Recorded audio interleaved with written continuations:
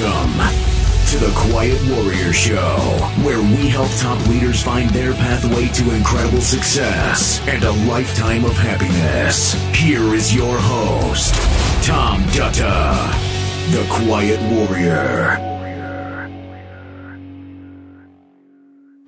All right, everybody, welcome to live streaming. This is Tom Dutta, the host of the Quiet Warrior Show. So what is live streaming? Well, we're live on LinkedIn, Facebook, and YouTube. And if you don't know what that is, well, go check out the YouTube channel for Tom Dutta. Give it a subscription. If you post and like the subscription button, it's going to get this show noticed. And we're going to honor our amazing guest that we're going to bring on. He's in the green room. I'll be there in just a moment. Everybody, live streaming will be the taping today of this epic show, and we'll be producing it into an international podcast. So you want to go find where you get your podcasts, the Quiet Warrior Show. We'll also be releasing it as a future YouTube premiere, and you'll be able to maybe even chat live with the host on that to the chat box. But you want to go subscribe again to the YouTube channel so that you can get the notification. That's how we do more of these shows, and we get it known. So I want to, before I bring on my guest from the green room, introduce you to his background. I'm really excited about this one. Sam Thiara, he's a professional. He's created a personal journey as a speaker, a storyteller, a writer, an educator, a coach, an entrepreneur, problem solver, a community activator. Man, he was just telling me in the green room that he's doing 13 projects right now. Well, 12. He teaches at the Beedie School of Business for those in the international community. That's up here in British Columbia, Canada. Sam and I are fellow residents in this province. He's a founder and chief motivating officer at Ignite the Dream Coaching and Consulting. And one of the things I love about that, about Sam's words, Ignite the Dream, he's a dreamer, man, and he's done something extraordinary. He's done 2 books, shared 2 TEDx conferences. And finally, his tagline, everyone's life is an autobiography. Make yours worth reading. Ladies and gentlemen, welcome to the show, Sam Thiara. Sam, welcome. Thanks for having me on here, Tom, and I look forward to sharing and hopefully giving some insights to your listeners. Yeah, absolutely. I was just joking that we have this British kind of sense of humor. I think I called you Uncle Sam, so to all the Americans out there, a little bit of fun we were having. Sam, you know, when I get people on the show, it's about this thing I call the hero's journey, which Joseph Campbell left us a library of research, really the journey that we're all connected by a thread in our stories. And dude, when you and I connected, I was just blown away. I don't think this has ever happened because I could have sworn that you were me. Your life story and everything you're doing just has so much connection to who I am. And so this is going to be a great conversation. But first, are you up for a video? I want to watch a video with you. Sure. By all means. I think you know a guy who might have done this video. So everybody, we're going to watch about a 2.5-minute video. I just want you to take it all in. It's breathtaking. And then we'll get Sam and I to have a conversation through that. So stand by. We're going to start the video.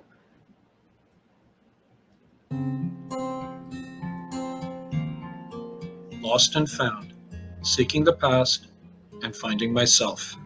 I went on a journey, on a seemingly impossible quest, to find my grandfather's village with little more than a faded photograph and little else. Wow. I went to India for the first time as a British-born Canadian with parents from Fiji and grandparents from India. The journey was filled with mishaps and surprising encounters, but it allowed me to have a growing sense of purpose. While traveling through India, I drank in the beauty of the Taj Mahal and the Golden Temple, and I started connecting more deeply with my roots. While being in the presence of magnificence, I confronted the ugliness of the country's poverty and injustice. But I wrestled with the sense of self. Who am I? Am I Canadian? Am I Indian? Am I something else? Slowly, I began to piece the puzzles of my own life and the ancestral life. In the process, I was able to, by some amazing way, to find my grandfather's house. It was like looking for a needle in a haystack, but not knowing where the haystack was. And I was a foreigner, going to a land that shouldn't be foreign to me. It is a beautiful story that I hope you can embrace. I'm reminded of a quote by Anthony Bourdain that captures the essence of this memoir. Travel isn't always pretty. It isn't always comfortable. Sometimes it hurts. It even breaks your heart. But that's okay. The journey changes you. It should change you. It leaves marks on your memory, on your consciousness, on your heart, and on your body. You take something with you. Hopefully, you leave something good behind. The journey itself allowed me to overcome the obstacles, not listen to the noise, and to proceed to find my ancestral roots and to find myself. That is why it is called Lost and Found, Seeking the Past and Finding Myself. Go and search, and what is lost that you may find. But always remember, don't just look for the obvious, seek out what may not be clear, and you'll be amazed at what you discover.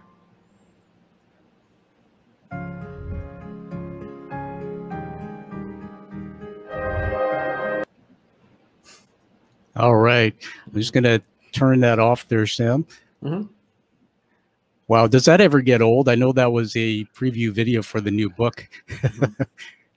No, it never gets old. And every time I watch it, it just relives the whole experience and the memories and just the epicness of this personal journey that I went on.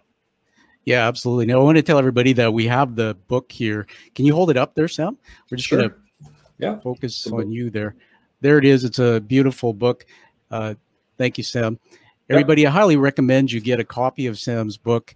And of course, author's work gets known when we leave reviews. So give a review on Amazon, Goodreads.com. I know, Sam, I'm going to post a review for you. I want to mention that when Sam sent me the book, I got this really funky card that came with it. I'm just going to full screen me for a minute. There.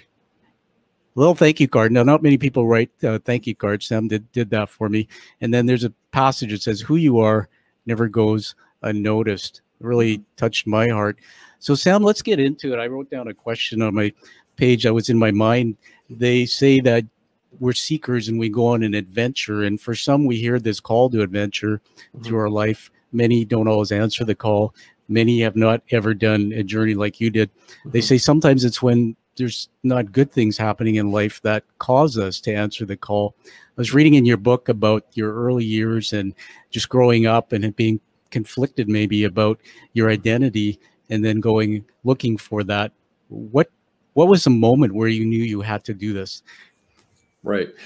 Part of it is, you grow up. I mean, I was born in England, raised in Canada. My parents come from Fiji and grandparents come from India. And oftentimes people would ask, what part of India are you from? And, sometimes it's curiosity. Sometimes, it may be somebody who wants to beat you up, who wants to know first before I beat you up, whether you're Canadian or Indian or whatever. But it was, growing up in, my community, really, it's predominantly Caucasian and Canadian. And you assume this life that is being Canadian.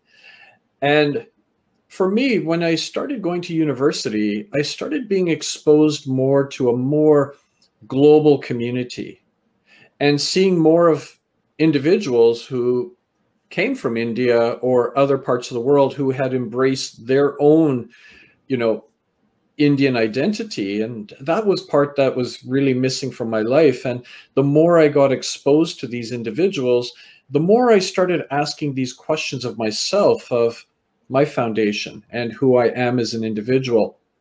And to be fair, my parents never, shielded us away from being Indian. It was more of, their lives got busy, our lives got busy, and you just assumed a life. And it wasn't anything, but only when I was in university did that spark start to emerge and started to grow. Yeah, it's interesting. And I was saying up front as we began the show, everybody, if you're watching the video, you'll see Sam and I together here. If you're on the podcast, obviously you won't. But Sam, one of the things when you said, Fijian parents, born in Britain and roots to India for your grandparents, most people don't know my true story, but that is me. And when I came to this country, it was interesting because my life changed as an early 12-year-old where my father wasn't there. But I had this call as well, and I remember being in high school, and Mm. back then it was like the Wild West, and words like Hindu and raghead and whatnot were pretty prominent. I remember going home from school one day with tears in my eyes. My mom used to stand me up and say, "Don't you ever let anybody say that they're better than you." Mm. And I never knew my grandfather. He passed away too young. Met my grandmother once. So when I read the book and saw this story, I went, "Wow!" So Mhm. hold up that beautiful picture you have there. I want everybody to see that. Right. Let's That's get there. you. Tell Yeah. us what is that? So this is a picture that I had received about the people from my grandfather, my paternal side, the village or the house in India. This is literally what I had to go by, as well as the name of the village, the town it was near, and as well as the district. But again, the information was never really purely accurate. All I really had was this photograph to go by. And just think about, you go to India with this photograph and very little information, and that's a big country and there's a lot of people. We were able to narrow it down to a segmented part in Punjab, but and some ideas. But it was interesting, Tom, how there wasn't a lot of help. I mean, I would find people who maybe were from the district or from the town that was nearby the village, and people said, never heard of it.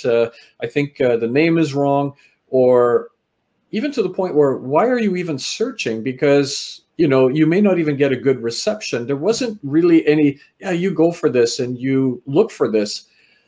But much like you, what you mentioned about this thread, that's all that it was separating our generation from this village. And I'm the only one holding this thin piece of thread. And if I don't do this, it skips a generation. It's disappeared forever. Yeah, it's amazing. The video, going back to the video, Sam, it's a beautiful visual tour of parts of that journey. How long was the actual time in India? How long did you spend? 3 weeks. And, Wow. It was a short time.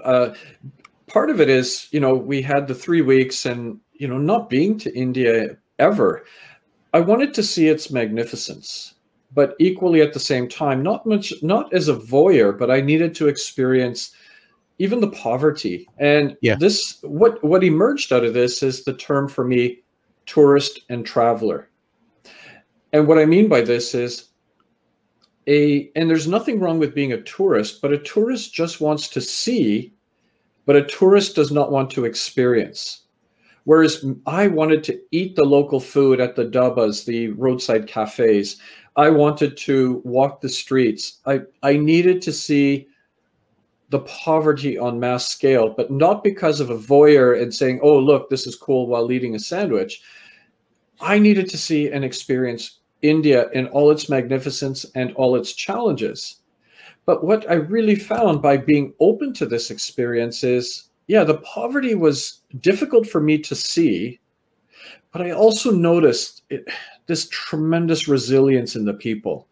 And the fact that, they would still be smiling, or they'd be willing to share, even though they haven't got much. And it made me realize that everybody has got worries, but our worries are superficial compared to what their worries are survival.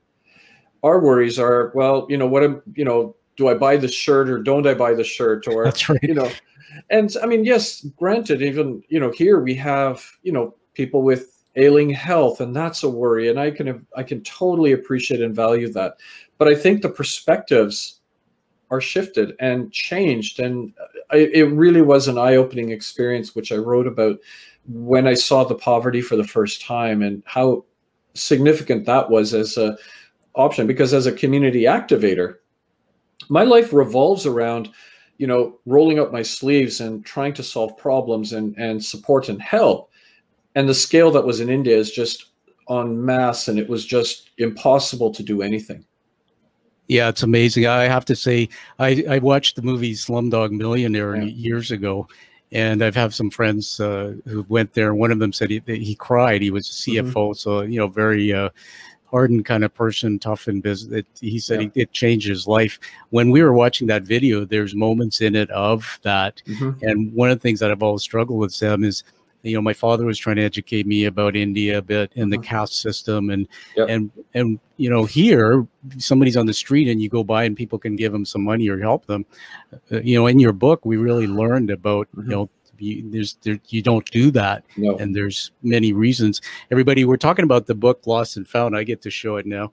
Look at that. It's got a hole in it, Sam. That's pretty. There you go. That means we're connected deeply into this book.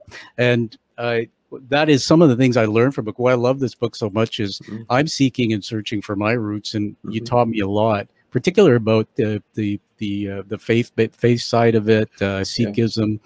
Also, I just breathless when I saw I read it. I listened to the audiobook actually. Tell me about the moment when you talk about the Golden Temple, and then there was another experience. Just take us into that moment, because I think it was incredible for you. It was, and this is coming from a person who may not even be recognized as necessarily religious. Spiritual, yes, but not necessarily religious. And I went to the holiest place for Sikhs, and a Sikh is my background, which, the people who wear the turban and the long beards. And, my grandfathers both were practicing Sikhs. And by going to the Golden Temple, I had a spiritual moment where I got lost in that place, not physically, but just spiritually. I'm sitting there right in the heart of this Golden Temple, and I literally started to weep, and I don't know why. I started to pray for the world, and I don't pray.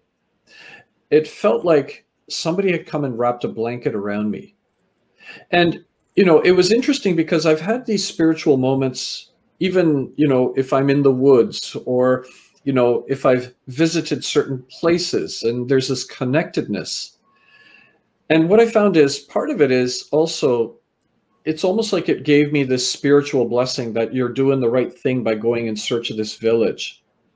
And it was also interesting because as I was preparing for the visit to the Golden Temple, there's two parts to the book. One is finding the ancestral roots, and the other part was about finding my own personal identity. And the morning that I was on my way to go to the Golden Temple to experience it, that's actually where the realization came for my own personal identity.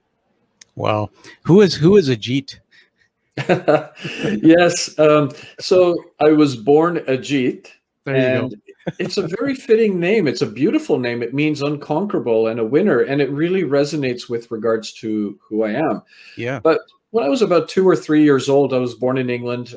My parents, just as a name, started calling me Sam. They liked the name, and it stuck. And, all my legal documents have Ajit. There's no Sam that exists anywhere.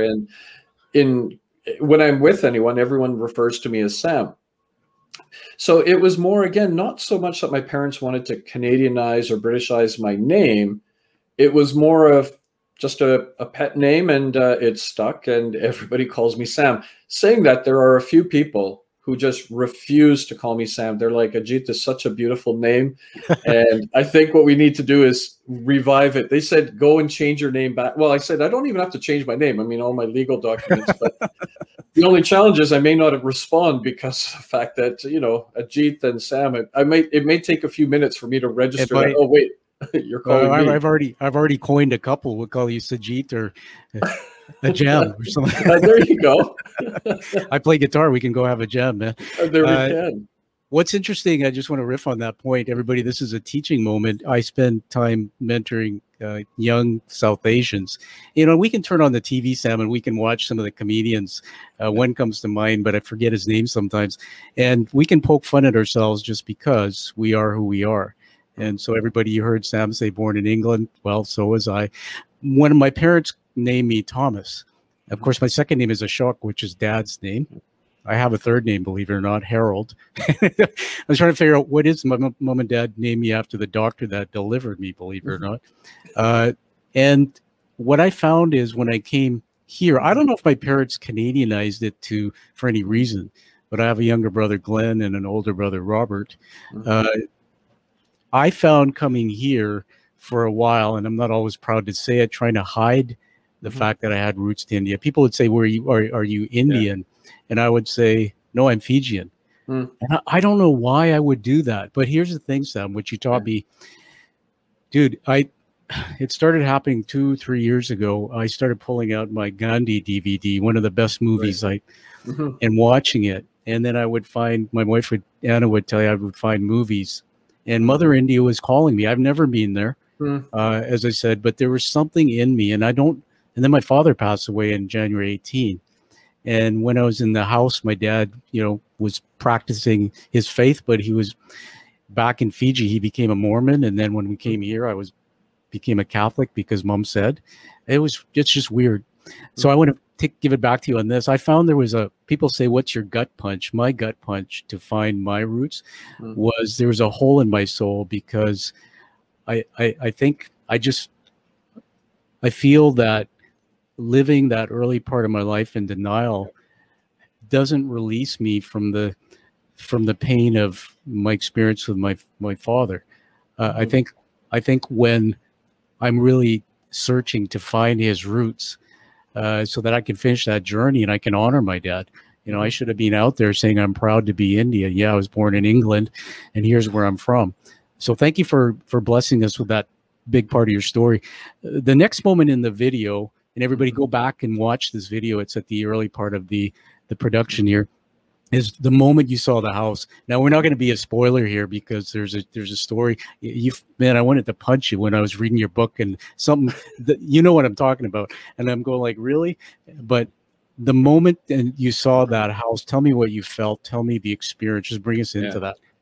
No, and it's not even necessarily a spoiler alert. I find that, really the essence of the book is the journey to find my grandfather's house. And, I think sometimes we're in a rush to just say, okay, did he find it? Did he not? But it was the journey itself, which is woven throughout the entire book. And as I go forward, it was defeatist in the beginning because of the attempts that we had made. And I remember on the day that we were actually on our last day trying to search for this village, and somebody had said, okay, I've heard of the village and it's up the road. I just remember writing in my journal, "Here we go again." And just the whole idea of like, I've been through this, I think this is the last attempt, and I don't even know if this is going to materialize, because, in the past, this is what has happened on the trip to India, is people would say, "Yes, I think the house is this way." And, you're on the journey. Well, we finally, this one gentleman, and again, you could read about it, had said, I'm, he looked at the picture, and it was more like there's this one faded guy in the background, which I can't even see his face. And here we've got this really old man saying, "I think I recognize this guy." And you're like, yeah, okay, here we go again. But when we got to this house and people came out, it was really interesting, because, what happened is, and I'm just sort of pulling this picture, is, so this woman right here, hang on just a sec, right there in the white shawl, she looked at this picture and she said, "That's me. Who are you guys?" And it was like, "Oh, my heart, are you?" And it was almost like I had to do a double take. "Wait, wow, are you serious?" And she was like, "Yeah, no, this is who are you guys?" And when we started sharing who we were, she knew exactly who we were, because of stories she had heard of the people in Canada and Fiji and whatnot. And people are like, "Well, okay, how are they related to you?" So my grandfather left Punjab in the village when he was maybe 16, 17 years old, probably around 1905. And he never went back to the village, but he used to write letters. And my grandfather was the younger brother, but he had an older brother. And all of the people that we had met in this village at this house, which that's our house. Yep. My grandfather's older brother's family. Wow. That's how we were able to connect it. That's incredible. Everybody, I don't know if you understand the gravity of the story here, but how many people in India, just roughly? There's like 1.5 billion. Yeah. So 1.5 billion people. And, when you read Sam's book, going to find your roots when you have literally no information but a postcard. I want to go back to the why, the journey, and flip it over. What after all this, what has it done for you? Right.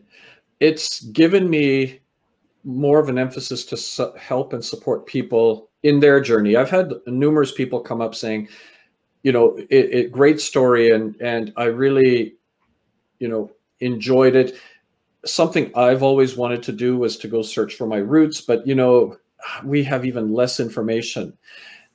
And I've worked with people to help them. And I say, look, even if I wouldn't have found my village, my grandfather's house, I'm walking in the district, in the country, in the vicinity of where my ancestors are from.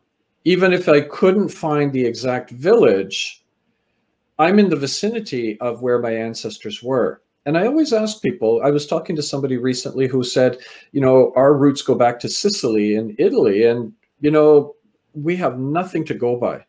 And I said, but here's the thing. If you ever go to Sicily, see if there's a part of you that just resonates with this place. I think that there's an embers within us that once you get somewhere, you're like, yeah, this really actually starts to feel and make sense. I mean, I wasn't born in Fiji, but my parents come from there and my wife. And I found that when I went to Fiji for the first time, there was something about the place that just connected me to it. So I always tell people that, you know, again, yeah, you may not be able to find the exact location, but just the fact that you can actually relive where your ancestors are, that provides you something, you know? Yeah. Yeah. Thanks, Sam. It's amazing. Everybody, this is a teaching moment. Come back and listen to this part of the show. Sam said something very deep meaning to me, and that's, this is for some reason, when you went back to Fiji, it connected you. I spent a decade, had a recent fall and a bit of a concussion, and doing a lot of understanding of brain science. And I know you're an educator and you get this, but, you know, someone said to me, somewhere in my unconscious mind is the, you know, the number of telephone poles I've seen, you know, on the planet, the license plate of every car. And I realized that growing up, my dad used to have these little reel-to-reel tapes, Sam. And when we came from England, I had a really strong English accent.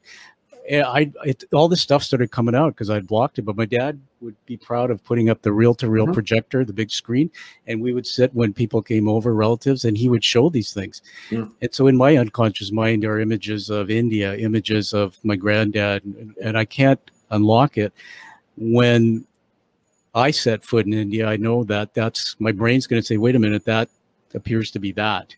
Right. And man, that's like the hole in my soul that's just still open. And, you know, that's why it's great to meet you and have you as a mentor in my life. I wanted to mention too, and this is not for ego because you don't have one, man, but you won a couple of awards and you mentioned this story. This is where I have to say that it's not about you. It's not about the story, as you put it so well. It's what you do with it to be in service to others. And I think when people see your read the book, something's going to unlock in them and say, man, I've got to get unstuck and move forward in some way. You won a Canadian award and also the Queen's Jubilee Award. You do a lot of giving, and I read that you're a coach, career coach. Just tell us about some of the work that you are and have done. Yeah. Well, and part of it is, I think that each of us, we have a journey, and it goes back to the quote you shared at the beginning. Everyone's life is an autobiography. Make yours worth reading. And interestingly enough, the other quote that I live by is, obstacles are the necessary bricks on a road to success. Embrace the obstacles, because they are placed there as lessons and thoughts and ideas that are actually there to support your journey. I mean, think of it this way. I mean, I graduated from university years ago with a degree in business and political science. And that experience and the experience immediately after carries me to who I am today. Because when I graduated from university, there was this idea and thought, and, you know, this is where the ego part came in, was like, okay, I've got a degree in business and political science. Who's lucky to get me? Well, I started applying for jobs, and back then there was no internet or any way to do anything except type out a letter, handwrite a letter, either mail it or deliver it. And I started sending out letters to companies. And I remember there was about 12 that I sent it in a short time, in about 2 weeks. 12 letters out. I thought, okay, who's lucky to get me? Let's see. And maybe about 2 weeks later, a letter arrived. And I opened it up and it said, sorry, we don't have a job for you, but good luck. That's okay. I've still got 11 out there. And you know what? I'm going to do 3 more. Well, I started writing these letters and doing these letters. And again, what I have here is a brick size. Oh my goodness. Yeah, these are my rejection letters from companies who said, we don't have a job for you. Yep. And we don't have a job for you. And we don't even know what you're looking for. My first job was entry-level government work because business and political science. But my first job was being a janitor, mopping floors and emptying rubbish bins in a hospital because that's a government job. But here's the thing. I went into that job instead of on a point of, like, what do you mean this is what I have to take? Or the fact that I even took the job because I have a degree on my wall. And are you kidding me? Like, somebody with a degree would never do this job. No, I put all that aside. And because it wasn't who's lucky to get me, it became, am I lucky to even get a job? But Tom, there were 3 life lessons that still carries me to who I am today and really becomes the center point of how I help young people in life and career. I still do about 3 to 8 conversations a week to help people on their journey. And it's been about 5,000 conversations. But the 3 lessons, the first lesson, my father said, I don't care what you do for a living, but anything that you do the best job possible. And I poured my heart and soul into being a janitor at the best and highest level. There was no floor cleaner than at the end of my shift, and there was no rubbish bin left full. There were days where, my back had gone out and I could have easily just said, okay, that's it. I've got to go home after 2 hours. I struggled all the way until every rubbish bin was picked up, even though it was painful throughout the whole process, because who's going to do this otherwise? And I didn't want someone to come into the office the next day saying, what's going on? How come no one picked up our garbage? The second valuable lesson, there were times, and it wasn't every time, but there were times I would get on the elevator with nurses, doctors, and administrators, and I was ignored. And I know what it feels like to be ignored. And I've told myself that I will never do that to anybody. I don't care what a person's story is. I don't care where they are in life and career. I will be willing to listen to their story. I will be willing to sit down and have a conversation with that person. And the third valuable lesson is anything that we encounter in life, we may look at it as an absolute. In other words, this is good, it's bad. I have a degree on my wall and people telling me I wasted my time. But I went into this position. Instead of the obvious, I dug down deeper and said, is there something I can learn from this position? And it was amazing because it taught me that anything that we can do in life and career, there are lessons that are there for us in order to carry us forward. So always look at where you are in life and what are you gaining from this? What is it this going to carry you forward to? But it's provided me, and the journey even after all of this and everything along the way has provided me the tools, the stories, the experiences that I can share in my classes, I can share with individuals, I can share with teams and companies to really help individuals in their own journey. That's just amazing. I madly made some notes here, everybody. These are teaching moments. I'm just going to review what you said, talking about 3 lessons from your father. One was anything you do your best job possible. Number 2, listen to every story, no matter what it is, and talk to people about their story. Number 3, what can I learn? What lessons can I learn from every situation?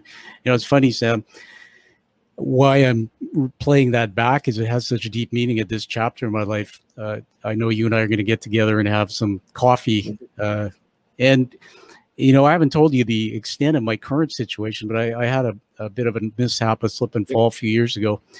I had to go from a category up here in what I did as an executive at 10 o'clock today after I put my groceries away, which I get delivered. I'm going to drive an hour to North Vancouver and be a table server at a tap house. A friend of mine bought the tap house. It's a bigger company and knew me. Prior to that, I was lifting heavy boxes till midnight and being a produce stalker at Costco. Where did I get the resilience just to put my ego aside and do that? Man, it was hard. I had to be stripped of my ego. But my father, that came from my dad as well. And when I was at Costco, this is not ego, but I didn't realize till I left 2 years later, I was promoted 3 times from produce stalker to cashier to forklift driver. And all the older guys were going like, how come you get to do that? It doesn't happen until 2 years. And I remember I would come away and pray in my car, God, I'll stay there as long as you want me to, but this is hard. I was banging my body. I lost 40 pounds, got an injury to my hand here, and I'm an author. And I just remember saying to myself, wow, I'm here to learn something, and it doesn't matter what I do. In fact, there's a part of me that felt more proud about that work than being up in the penthouse making a lot more money than the hardworking people. And then my dad started coming in my head. My dad came to Canada and pumped gas, was a janitor, became a journeyman electrician, then a teacher at BCIT. The one thing you said, which I want to ask you in a question to respond to about the next generation, is it puzzles me sometimes.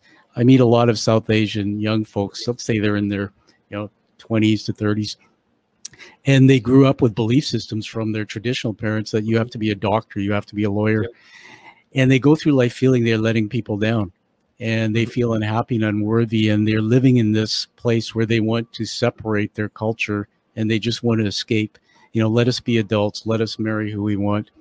I really loved what you said. So what's your advice to the generation before us who are going to lead the world in terms of maintaining their heritage, if they come from India, Fiji, whatever, and fitting in? What advice after all this can you give them? Actually, I'd give 2 pieces of advice.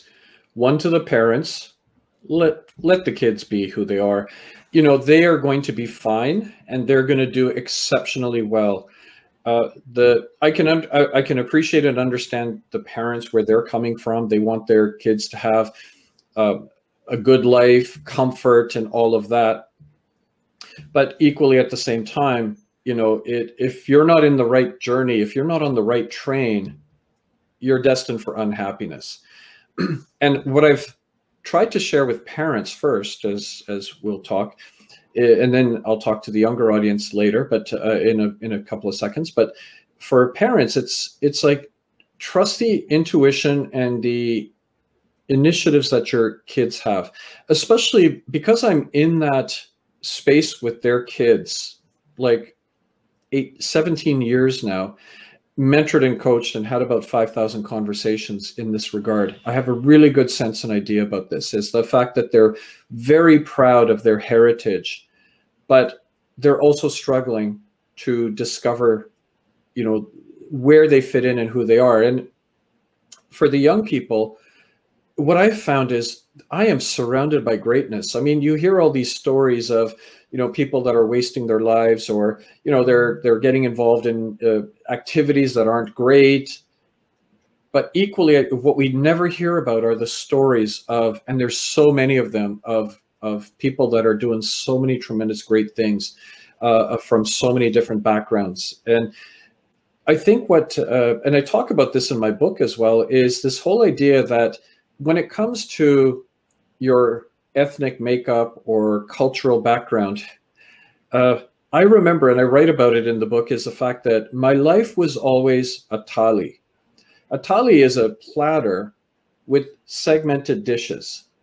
And I grew up being Canadian, British, Indian, and Fijian. And years later, I guess you could say, because I played in an Irish military pipe band for 11 years, there's some Irish chutney on the side. But all of them were always separated. I think by going to India, what I realized is I'm not a thali. I'm actually khichdi. Now, khichdi, for those of your listeners that may not know, it's this Indian rice dish where you literally have rice, but you go to your fridge, you pull these vegetables, whatever is there, and you add these spices and, turmeric and all of these things to add flavor to it. And the idea is we are all khichdi. It doesn't matter where you are. The equivalent would be like an omelet or a bibimbap, but we're all khichdi. And I think what people are really wanting to do is, be able to live in the Canadian society, Canadian culture, whatever that may feel like to that individual. But many of them never want to lose their identity as well. And sometimes what happens is if you're really forcing and forcing and forcing, they start rebelling and going in a different direction. So on the one hand, parents listen and see if there's a level of compromise or conversations that you can have with your individual. And I will ensure and guarantee you that if you have the confidence in them, they are going to go and do great things. But they also need guidance and support. And maybe it's not necessarily only from the parents. Seek out individuals who, aren't going to tell them what to do, but instead are there to support their journey. My second TEDx that I did was about activating the voice within to be louder than the noise around. And it's all about, and I share this with parents and I share this with students. In fact, in my class, I have to go in and mark it, but I make every single student write a personal statement. Tell me who you are. We're not defined by what we do. We're defined by who we are. And I'm only looking for a paragraph or two maximum, but not a running resume of telling me who you are. If you and I meet for the first time, how are we going to introduce ourselves? And they say it's one of the toughest exercises that they've ever had to do. Oh, I'm just writing a note there about that. I'm going to try to do that after. And I think you're right. Sam, so much you said to us there. Mm-hmm. And for all the young people, when I say young, I mean the generations before us that will be leading the world, Sam. I think you've given us many gifts. It's interesting because with this part about maintaining your heritage, and I think the other part of this that I think about is the brain, that up till about age 15, we don't have the use of that rational brain. So everything that comes in and gets locked in our neurons is fact. Mm-hmm. So I want to add to that words matter. And as we're raising our children, what we say about our heritage, what we say about them, they're saying now that psychologists are saying when we give feedback to children, I grew up with don't do this, don't do that. But we need to say, son, I love you. Son, I don't like that behavior, but I love you. And we need to go back to talking about our roots, how we love our roots, because I know raising my daughter who's 23 now in university, I don't think I've ever talked a lot about India. And maybe that's because of my own shame about not understanding it or my identity. It's amazing. We're part of this train, man. And you're teaching us something there. I want to wrap up here by asking you to hold that book up again. Sure. Fantastic. Tell us the title. Read the title out to. So Lost and Found, Seeking the Past and Finding Myself. All right, everybody. I'm recommending it highly. I've already written a review to be posted for it. Get it. The audiobook is pretty fantastic. There's a great narrator, and do a review for it. I'm just going to show you something. We've got a fan club here. I'm going to put a comment on the screen. There you go. Finding ourselves, what an involved adventure. Now, this is live off of Facebook, man. So you've got some people there. Take that off there. And so let's wrap up. I want to honor you with a few things, Sam. I do this on all the shows. First of all, leadership words. I've written these down as you're speaking, not scripted. I added one more to it. Usually there's four. The number one is the voice within. That's who you are. Number two is resilience. 3 is positivity. There's something about you. I think you know this, but if you're mentoring kids or youth, you're very positive. You're authentic and real. And the last one's vulnerability, man. Sharing even some of those deep, painful parts of your story about your own challenges. Just awesome. So you're getting an award today. Did you know that? No, I had no idea. And I know when we have that coffee and everybody, we live not far apart. I'm just going to put me on the screen for a moment, Sam. So behind me there, you see that image, kind of like a guy I know. That's a challenge coin. If you have heard of these, they came from World War I, and they were created to create community. And around the world, they're carried by first responders and many. So I had a vision to mint these coins. They're made in the U.S., handcrafted, painted. The back of the coin is actually the hero's journey narrative, beautifully illustrated. And less than 50 a year go out. These are now in the pockets of people Quiet Warriors, maybe in 15 countries. Dude, when you receive this, you commit to continuing to take action with that purpose and passion you've developed to help change the lives of others. And so welcome to the Quiet Warrior Tribe. No, thank you. And if I may respond back with an award for you, well, it's an award, but it's also very special and important. What I've done is over the last many years, it's been about 5,000 that I've given out to date. The idea is what I hold is a single piece of a jigsaw puzzle. Okay. And I've given about 5,000 pieces in the world to date. Wow. Now, here's the thing. This is what people feel like. They feel like that single piece of a jigsaw puzzle. They don't know where they fit in. They don't know what the bigger picture is. And it's ordinary. And this was the essence of what I spoke about in my first TEDx. Yeah, it's ordinary. There's nothing much about it if I give you the single piece. But here's how you make it extraordinary. Instead, my satchel. If I give you a piece of my puzzle, do you realize my puzzle is permanently incomplete without you? Do you realize how important you are to me? Wow. And it's interesting because I've heard back from people who said it's taped to their mirrors. It reminds them every morning someone said that they matter. It's traveled the world in backpacks. It's in curio boxes. I've had people tell me that they've gone through a difficult, challenging time in their life when they even had contemplated suicide. And in the deepest, darkest moments, the puzzle piece, they said, it wasn't exactly the only thing that pulled them out, but they just said it reminded me, someone told me how important I was. So when we meet, you will be getting that puzzle piece, but also to your audience as well. It's just, everybody, you never realize how you're connected to people. And it's beautiful. It's a beautiful sentiment. Amen to that. Thank you, Sam. I can't wait to get the puzzle piece, man. And I'll be putting it right up there on my mirror. And that's just so meaningful. And I'll close on this and I'll give it back to you for the last word. Tell us where we can get a hold of you, your stuff. There might be a website or something. Yep. So if you see my name, it's easy. It's just www.sam-thiara.com. That's my website. You can easily put my name into LinkedIn and you'll find me. There's one of two of us. One's in England who I've connected to, and the other one is me. But those are the two best ways that you can reach out and, hopefully have a conversation. So those are where I post and I blog. So please feel free to reach out. Thank you very much. I'll put that in the show notes. Yeah. What was the meaning of Ajit again? You told me that. I just forgot. Ajit means unconquerable. Okay. So you know what? I'm coining the phrase unconquerable Sam. Unconquerable Sam. Or, Sam, Ajit, Sam, Thiara. We're going to have to work on that together, man. And you know what? It'd be fun for you to help me get to my roots and find out if there was an Indian name, what would have been for Tom. That would be pretty cool. All right, everybody. All right, Sam, it's been a blessing, man. Thank you for being on the show. I know we'll have more to talk about. Have you back. Everybody find that true passion like you hear from Sam. Live with that true purpose and live the life that you deserve and that you desire. Hey, Sam, thank you so much.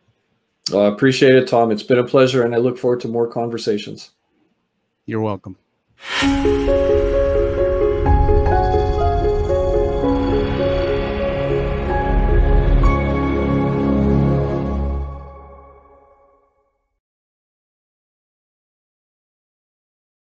Thank you for listening to The Quiet Warrior Show. Create is a motive-based leadership development firm. www.kreat.ca